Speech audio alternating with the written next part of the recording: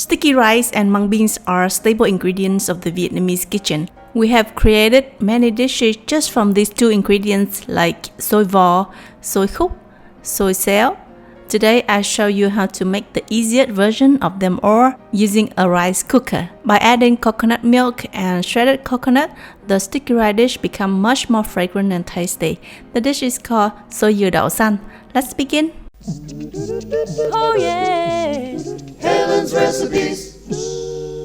Ingredients you will need: 200 grams of peeled split mung bean, 500 grams sticky rice, 250 ml of coconut milk, some shredded young coconut, pork floss, and fried shallots. Soak the sticky rice and mung beans in water for about 1 hour, then rinse well and drain.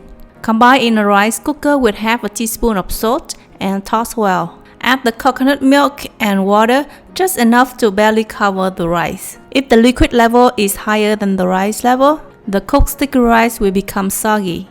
Tie a bang dang leaf into a knot and add to the rice to add a nicer aroma.